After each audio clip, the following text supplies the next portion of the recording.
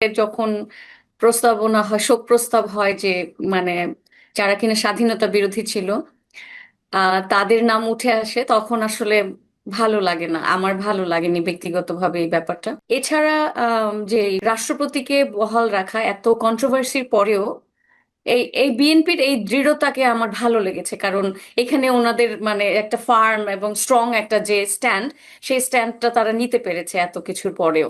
এই জিনিসটা আমার খুব ভালো লেগেছে, কারণ রাষ্ট্রের বা যারা সরকারে থাকবে তাদের কিন্তু সবসময় খুব শক্ত একটা অবস্থান নিতে হবে। আহ, এই যে যদি এমন হতো যে রাষ্ট্রপতি থাকাটা মানে একেবারেই কেউ সাপোর্ট করছে না এবং সরকার চাপিয়ে দিচ্ছে সবাইকে, সবার উপরে, এবং 100% জনগণ তার বিরুদ্ধে, তখন সেটা ভিন্ন কথা।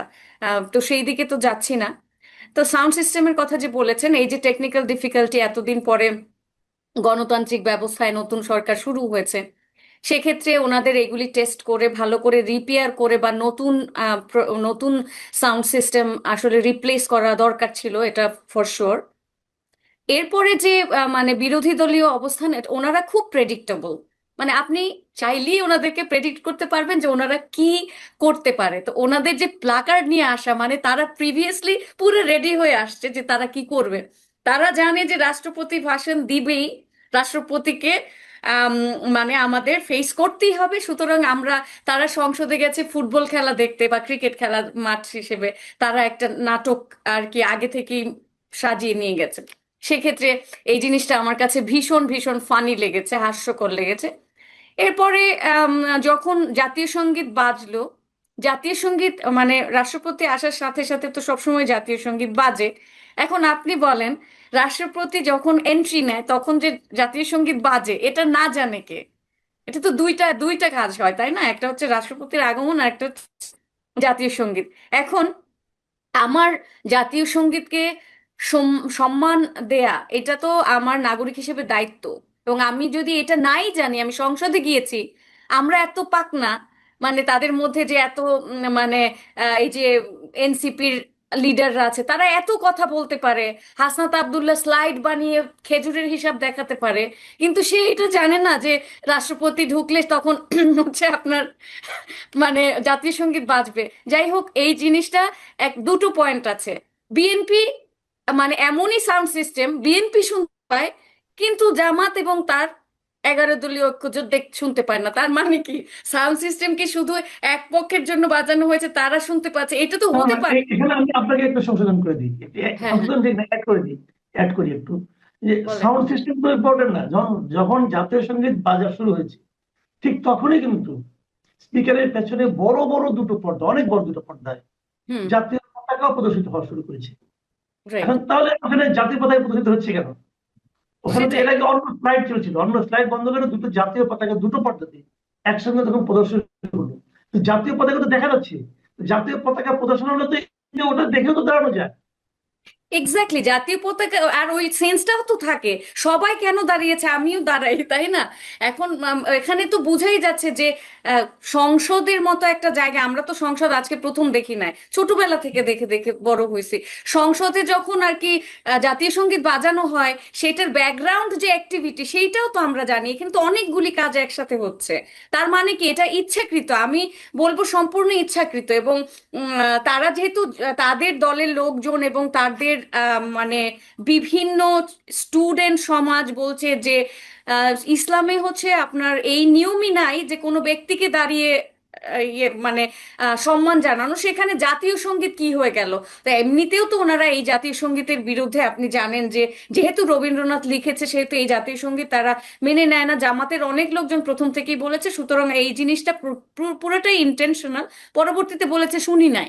হ্যাঁ, তো সুতরাং বিএনপির লোকজন যেহেতু শুনে দাঁড়াতে পেরেছে, ওনারা শোনে না। বিএনপিরও তো অনেক পিছনের সারিতে অনেক নেতা নেত্রীরা ছিল, ছিল না? অনেক পেছনের সারিতেও তো অনেক আর কি মেম্বার অফ পার্লামেন্ট ছিল। তো তারা দাঁড়ালো কিভাবে আপনি বলেন? তারা একদল একেবারেই দাঁড়ালো না, একদল সবাই দাঁড়িয়ে গেল। এটার কোনো লজিক আছে? এটা তো কোনো যুক্তিবিদ্যায় খাটে না আমার মতে। তো এই এই জিনিসগুলি আমার আসলে ভালো লাগেনি। আম, এই কয়েকটা জিনিস, আর যা যা ভালো লেগেছে তা তো আমি উল্লেখই করলাম। জি।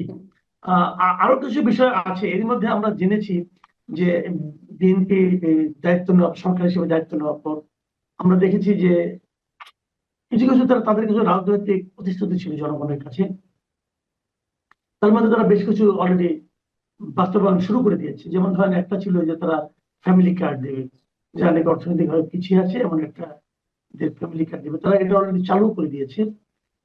এটা হয়তো খুবই ছোট আকারে চালু করেছে, আগামীতেও হয়তো তারা এটা বাড়াতে থাকবে। এর মধ্যে খাল খননের একটা কর্মসূচি যাদের আছে, এটাও শুনেছি যে আগামীকাল থেকে তারা নাকি দিনাজপুর থেকে এটা শুরু করবে। আবার পহেলা এপ্রিল মানে পহেলা বৈশাখ থেকে তারা ফার্মার্স কার্ড চালু করবে।